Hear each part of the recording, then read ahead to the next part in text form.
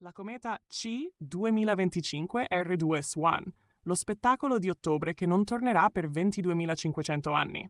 C'è un appuntamento da segnare in rosso sul calendario. Nell'ottobre 2025 i nostri cieli ospiteranno un visitatore raro e affascinante, la cometa C 2025 R2. Un evento che non solo promette suggestione e bellezza, ma che ha anche un valore quasi storico. Se la perderemo, nessuno dei nostri discendenti sarà lì ad accoglierla di nuovo, visto che tornerà a farsi vedere soltanto tra circa 22.500 anni. Come è stata scoperta? La storia di questa cometa inizia a settembre 2025, quando gli astronomi hanno individuato un oggetto luminoso grazie allo strumento SWAN, Solar Wind Anisotropies, montato sul celebre osservatorio spaziale SOHO, che da decenni scruta il Sole e il suo vento solare. Da qui il nome della cometa, Swan 25b, poi ribattezzata ufficialmente C2025R2, secondo la nomenclatura internazionale. In termini semplici, la sigla ci racconta molto. La C indica che non è una cometa periodica, cioè non torna a intervalli brevi come la famosa Halley. 2025 è l'anno di scoperta. R corrisponde alla metà del mese di settembre e 2 significa che è la seconda cometa catalogata in quel periodo. Un viaggio lunghissimo nello spazio. La traiettoria della Swan è a dir poco vertiginosa. Segue un'orbita altamente eccentrica, che la porta a completare un giro intorno al Sole in più di 22 millenni. Per questo viene definita non periodica. Il suo ritorno è così lontano nel tempo che, in pratica, per noi si tratta di un'occasione unica e irripetibile. Al momento della scoperta era nascosta dietro al Sole, cioè visibile solo dallo spazio, ma con il passare delle settimane è emersa sempre più chiaramente, mostrando già una caratteristica che la rende speciale. Una coda gigantesca, lunga nel cielo quanto 5 lune piene messe una accanto all'altra. La bellezza di una cometa.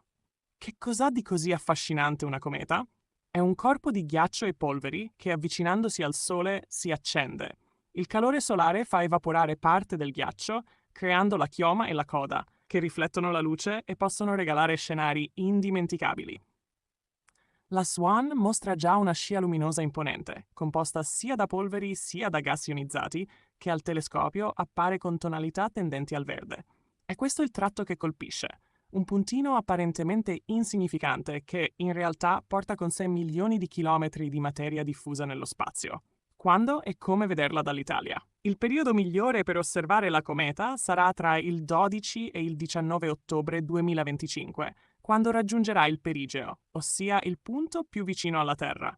In quei giorni la sua luminosità dovrebbe aggirarsi intorno alla magnitudine più 5,8, un valore che, tradotto, significa che potremmo riuscire a scorgerla a occhio nudo sotto cieli molto bui, lontano dall'inquinamento luminoso delle città.